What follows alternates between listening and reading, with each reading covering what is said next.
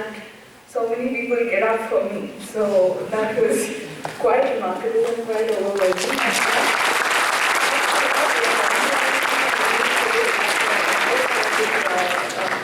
Wasting any of your time. And at the outset, I should say that when Arjun had called me, I said, I can't really talk about the digital part because most of our projects on the digital part are still in formation. And so he said, please go ahead and talk on the first part. So I want to build that preamble right at the beginning so that won't be disappointed while I go through this.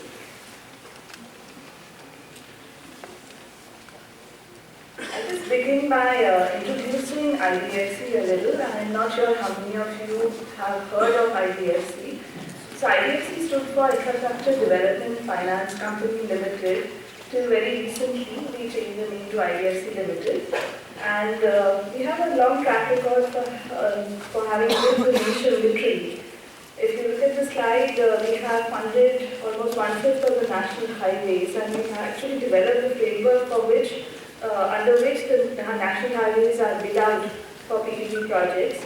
Almost half of the thermal and hydrogenation capacity has been funded by IDFC. 25% of the passenger and air traffic that is handled at airports is also funded by IDFC.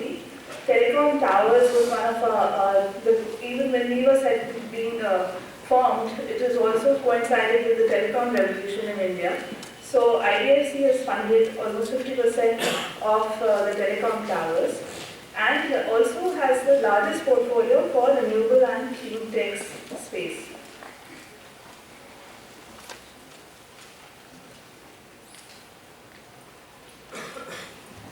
Since then, IDFC has evolved and grown.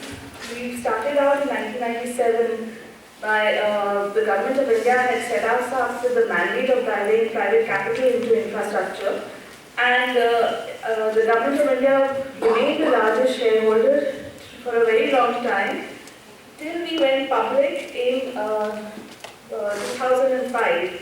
And since then, financial institutional investors were the majority shareholders.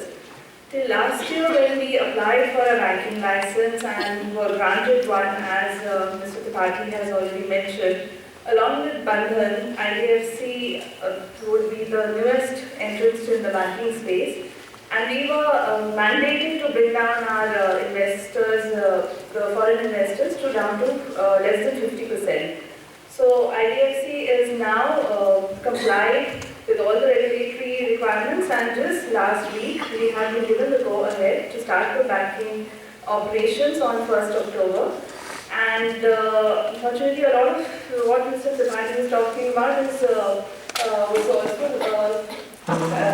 since it is still in the strategy and not revealed stage, I can't really talk about it. But even we are looking at technology in a big way. We would have a very limited branch presence. A lot of our operations would be based on technology, and along with Bandhan, IDFC has a very large mandate to serve the unbanked areas. So that is not even the unbranched areas, the unbanked areas where people have not